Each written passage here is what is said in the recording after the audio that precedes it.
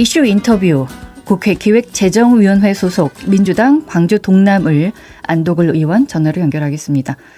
안녕하십니까? 네, 안녕하세요. 어떻게 요즘에 지내고 계십니까?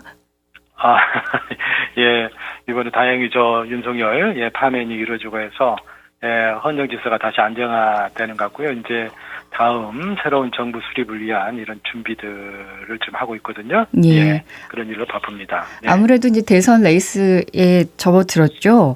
네. 예, 이재명 대표 오늘 대표직에서 물러나셨고 출마 선언은 언제쯤 하십니까? 출마 선언은 아마 내일 하실 것 같아요. 예, 그렇군요. 내일 한 10시 정도 지금 아마 예정이 그렇게 잡혀 있습니다. 예, 민주당의 경선 일정은 어떻게 됩니까? 네, 민주당 경선 일정은요. 여하튼 아직 우리 확정은 되지 않았습니다만은 여하튼 향후 2, 3주 내로 경선 과정을 좀 마치는 아마 그런 일정이 조만간 발표될 것 같네요. 예, 그렇군요. 아무래도 개헌을 우현식 의장께서 말씀을 하셔서 이 이야기가 좀 나오고 있는데 이재명 대표의 입장은 좀 나오긴 했습니다만 그래도 의원께서 말씀해 주시겠습니까? 네.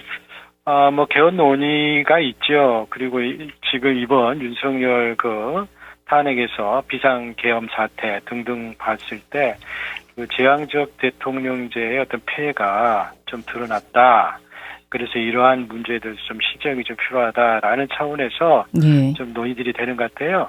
그래서 중간 평가가 이루어지는 중임제도 도입을 좀 해야 하지 않느냐라는 그런 이야기들이 있고 이제 그런 부분에 대해서는 이제 명분이 분명히 있고 논의는 좀 해봐야 될 것 같습니다만은 과연 이 시점에서 지금 그런 개헌 논의가 본격화되는 게 바람직하느냐라는 것은 또 별도로 판단이 필요한 사안 같습니다. 예, 이재명 의원은 공약에 4년 중임제를 담는다는 이야기가 있는데 그렇습니까?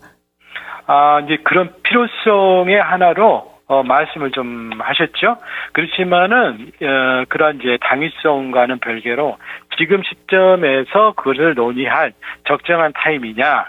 지금은 내란의 완전한 종식과 헌정 질서를 완전하게 회복하는 일이 급선무 아니냐 그런 부분 그런데 국민적 에너지를 모으는데 다소 우리 힘을 분산하는 결과가 나올 수 있다 이렇게 좀 우려는 좀 하신 것 같아요. 예, 그렇군요. 아무래도 안도글 의원께서 기획재정위원회 소속이시기 때문에 재정 이야기를 해보겠습니다. 예, 최상목 부총리 겸 기획재정부 장관이 어제 10조 원의 재정을 밝혔습니다. 추경하겠다고. 어떻게 받아들이십니까? 예, 지금 저는 많이 좀 우선 시기적으로 너무 좀 늦었어요.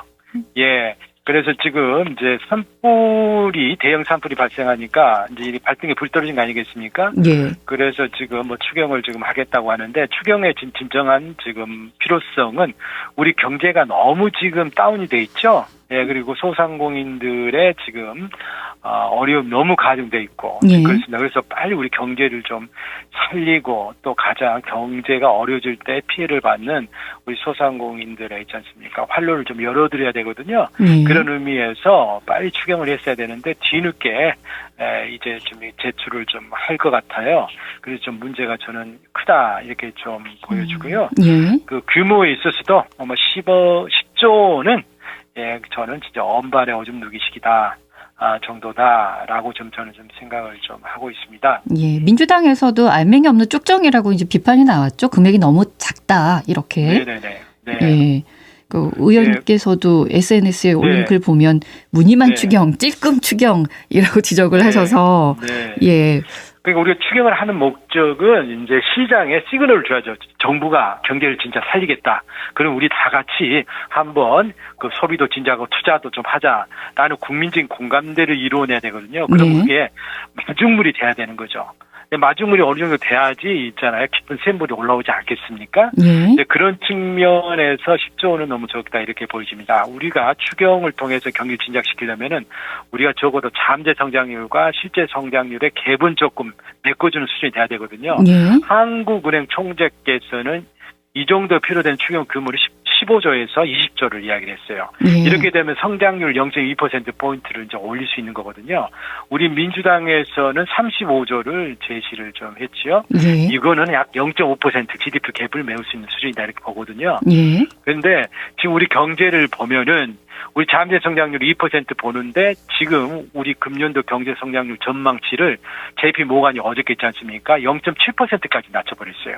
예. 그럼 우리 GDP 갭이 1.3%라는 거거든요. 네. 이렇게 되면은 이걸 채우기 위해서는 예를 들어서 100조 가까운 돈이 있지 않습니까? 필요한 겁니다. 우리가 거기까지는 갈 수는 없겠죠. 그렇지만은 최대한 그 경제를 살릴 수 있는 마중물 역할을 할 수 있는 정도 규모는 되어야 하는데 지금 10조면은 너무 적고 또 이번에 이 소요 안에 보면은 산불 피해 있지 않습니까? 지원수혜가 추가되지 않았습니까? 네. 그래서 그걸 빼고 나면은 순수한 경기 진작용은 예를 들어서 잘해야 있지 않습니까? 6 내지 7조 원으로 저는 보여져요. 그거 가지고 우리 경제를 살리겠다라는 것은 저는 어림도 없다 이렇게 좀 생각을 좀 하고 있습니다. 10조라는 규모 좀 작은 규모를 발표한 이유는 뭐라고 보십니까? 네, 정부가 지금 기본적으로 윤석열 정부는 이제 건전 재정을 내세우면서 있지 않습니까? 예. 극도로 재정 지출을 지금 아끼는 좀 이런 입장이거든요. 그리고 지금 정책 기조가 감세를 해서 예. 기업들 있지 않습니까? 투자를 할 수 있도록 하겠다라는 건데 그 전제는 이미 틀렸지 않습니까? 맞지도 않죠. 예, 그래서 잘못된 경제 정책 기조를 지금 계속 가지고 있는 겁니다. 예. 거기에 사로잡혀 있다 보니까 재정을 통해서 적극적으로 지출을 하고 경제를 성장시켜서 자연적으로 세수 증대를 시키고 그래서 재정 건전성을 이루는 이러한 재정과 성장의 선순환 예. 시스템을 만들어야 되거든요. 근데 이런 부분에 대한 안목이 지금 없는 거죠. 말씀하신 것처럼 윤석열 정부 시절에 재정 건전성 강화 이 얘기를 계속했죠. 네네. 그래서 잘 했었어야 됐는데 작년에 보니까요. 재정이 후퇴를 했습니다. 105조 원이나 적자예요. 네네네. 그러니까 아마도 그 이유는 세수 결손이 큰 영향을 미쳤겠죠.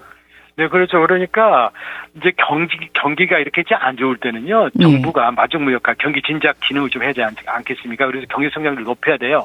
근데 그것을 안 하니까 경제가 있지 않습니까? 다운이 되는 겁니다. 그래서 23년도에 1.4%, 작년도 2% 겨우 성장했는데 그것도 전년도 저성장했다는 기저 효과를 감안해야 된다면은 평균적으로 1.7% 정도에 불과하는 겁니다. 예. 그러니까 그만큼 우리가 잠재 성장률 우리가 인플레 없이 있지 않습니까? 우리가 실력껏 성장했을 때 그 잠재 성장률인데 그게 2%거든요. 2%를 그 밑돌고 있는 겁니다. 우리 실력을 좀 제대로 발휘를 못 하고 있는 거죠. 그러니까 경제가 성장이 안 되니까 세수가 안 들어오겠죠. 예. 그래서 세수 결손이 와장창 났어요. 그래서 23년도에 56.4조. 그리고 작년에 30.8조. 이태에 걸쳐서 87조가 넘는 큰 세수 결손이 생긴 겁니다. 예. 그러다 보니까 더욱더 이제 재정 지출이 움츠려들고 하는 거죠. 이런 와중에 세수 결손이 생긴 상황에서 또 감세를 하고 있고. 그러니까 앞뒤가 안 맞는 정책을 지금 하고 있으면서 재정 운영이 엉망이 되었다. 저는 그렇게 보고 있습니다. 예. 이렇게 수치가 다 보여주고 있는데 잘못된 정책을 계속 꾸준히 밀고 있는 건 또 왜일까 싶기도 하고요.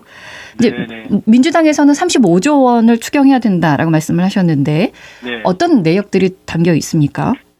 예, 거기는 크게 세 가지입니다. 첫 번째가 이제 민간 소비 촉진입니다.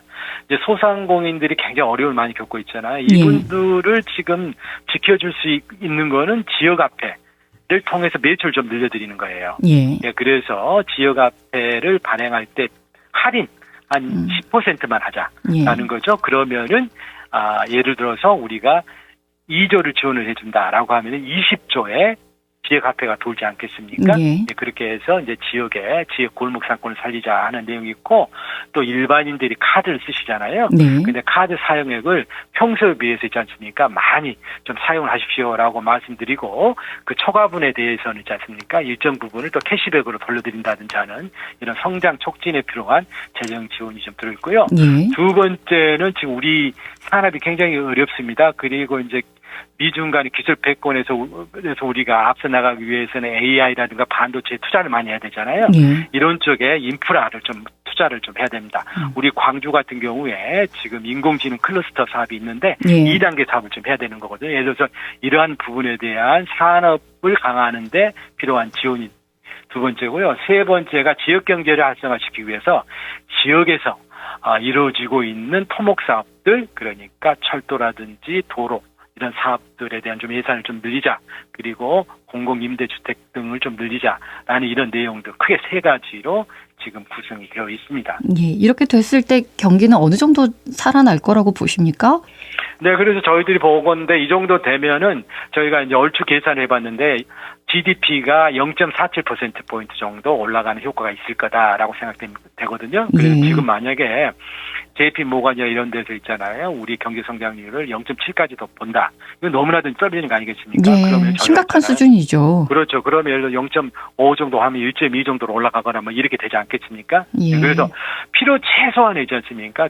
경기를 진작시키기 위한 재원 소요다. 이렇게 말씀을 좀 드리겠습니다. 예.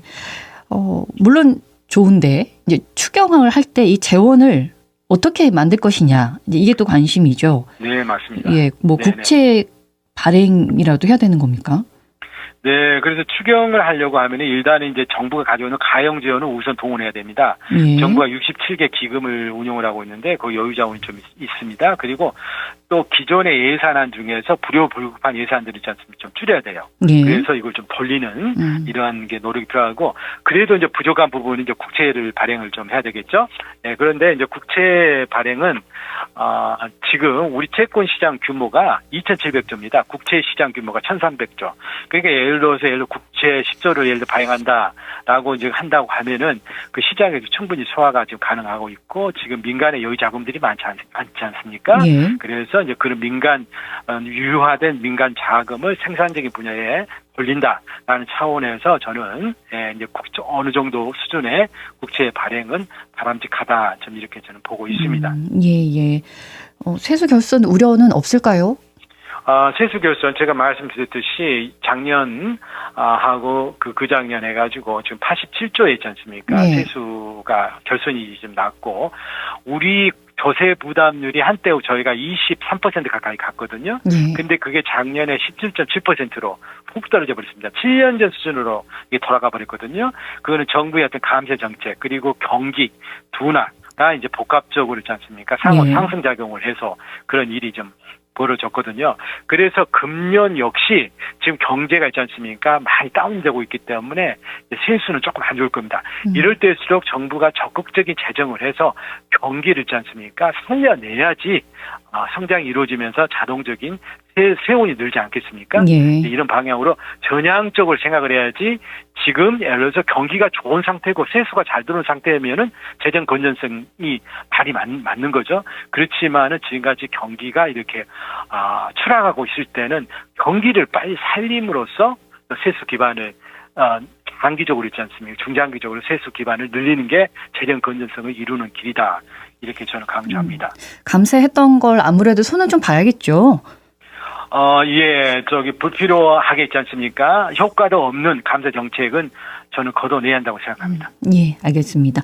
이제 미국과의 관계 이야기를 해보겠습니다. 네. 이것도 심상치 않아서요. 네. 미국 증시도 그렇고 뭐 우리나라 증시도 그렇고 전 세계 증시가 지금 폭락하고 있는 상황인데 트럼프는 왜 이렇게 관세에 집착을 하고 있는 겁니까? 예, 그 두 가지로 볼 수 있어요. 그 미국이 무역 적자가 굉장히 심합니다. 1조 달러에 지금 달하거든요. 그리고 우리나라 돈으로 하면 1,450조 아니겠습니까? 예. 한 해 무역 적자가 어마무시하죠. 그죠. 그리고 두 번째는 미국의 또 재정 수지가 굉장히 악화가 돼 있어요. 작년에 1.8조 불이거든요. 요거는 우리나라 한 해 GDP 수입니다. 예.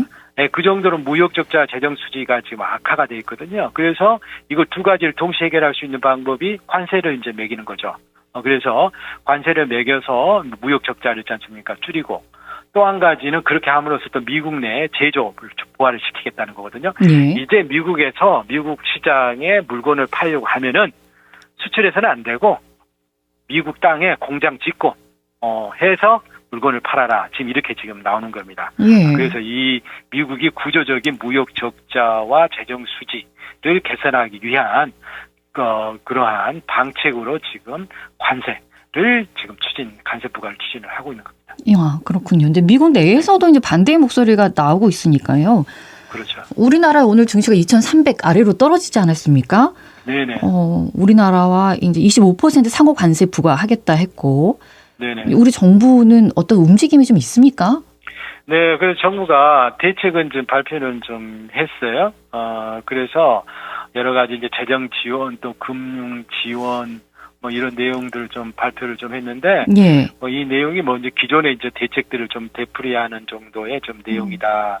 좀 이렇게 저는 좀 보여지고요. 예. 과연 이리해서 우리가 문제를 좀 해결할 수 있겠느냐라는 거는 조금 걱정이 좀 되는 내용입니다. 그러니까 차기 정부 들어서기까지는 아직 60일이나 좀 남아서 네. 그 안에 어떻게 대응을 해야 되는 건지 심히 네. 염려가 됩니다. 그렇죠. 그래서 일단은 지금 이제 미국이 있잖아요. 관세를 우리나라에게 상호 관세 25%를 매겼잖아요. 그리고 네. 나서 이제 관세 협상을 하자.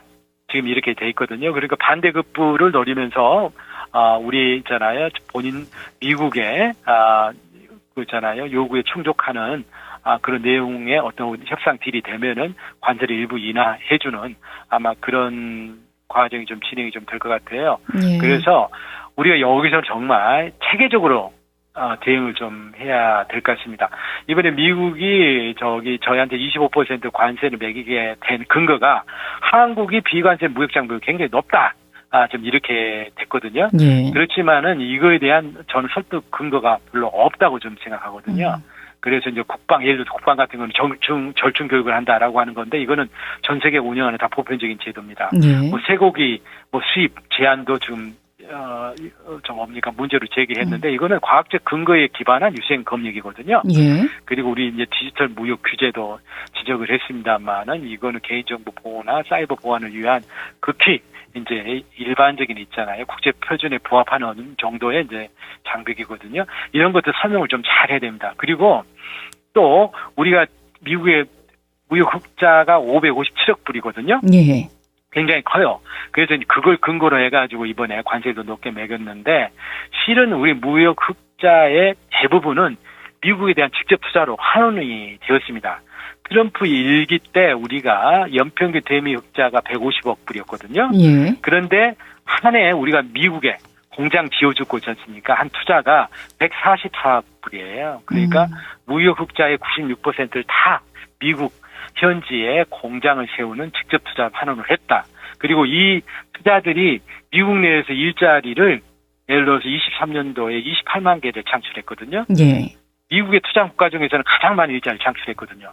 그래서 이러한 사항들을 아주 여목저목 있지 않습니까? 아주 슬기롭게 있지 않습니까? 미국에 설득하고 설명하는 그런 노력들이 좀 돼야 될 것 같아요. 그리고 종합적인 무역 통상 패키지 딜을 우리가 시급히 좀 마련을 해서 미국하고 체계적으로 있잖아요. 협상을 좀 해 나가야 된다 이렇게 생각합니다. 협상을 하기 위해서는 굉장히 자세하게 준비를 해야 될 것 같은데 맞습니다. 어디선가 이루어지고 있는지 모르겠습니다. 네, 그래서 산업자원부 통상교섭본부도 있고 합니다. 그래서 이제 공무원들도 해야 되고 또 중요한 것은 민관이 협력을 해야 되겠죠. 예. 그리고 우리가 이제 미국하고도 공식적인 외교 채널도 중요하지만은 기업들이라든지 재계 차원에서 갖고 있는 민간 네트워크도 중요하죠. 그러니까 예. 모든 우리의 협상 채널을 총 가동을 해서 유기적으로 좀 대응을 좀 해야 될 것 같습니다. 예. 미국의 관세 정책이 우리 산업계 그리고 이제 광주 지역에도 미치는 영향이 상당할 텐데 최소화할 수 있는 방안은 뭐라고 보십니까? 네, 우리 광주 같은 경우에는요, 지금 대표적인 산업이 지금 자동차입니다. 예. 우리 제조업의 44%를 차지하고 있어요. 그리고 광주에 이제 수출하는 거에 좀 한 절반 정도 가까이 됩니다. 예. 그리고 그 수출액의 한 80%가 미국으로 가요. 예. 그렇기 때문에 이제 이번 자동차에 대해서도 이제 관세가 이제 부과되지 않았습니까? 그렇기 때문에 우리 광주 경제가 받는 타격이 좀 있을 수밖에 없어요. 예. 네, 그래서 이런 부분에 대한 체계적인 있지 않습니까? 대응이 좀 필요하다. 좀 이렇게 보여집니다. 예, 알겠습니다. 윤석열 전 대통령이 파면이 됐습니다만 네. 아직도 그 잔불이 꺼지지 않고 있어서 국민들이 불안해하고 있으시죠? 한덕수 네네네. 대통령 권한대행 국무총리가 이완재 법제처장을 헌법재판소 재판관에 지명하지를 않나. 네네네. 예, 저희 시민께 한 말씀 해주시겠습니까? 네네네. 어찌됐든 간에 이번에 윤석열 파면 있지 않습니까? 하고 우리가 이제 민주공화정의 어떤 가치를 우리가 지켜내는 그러한 성취를 이제 얻지 않았습니까?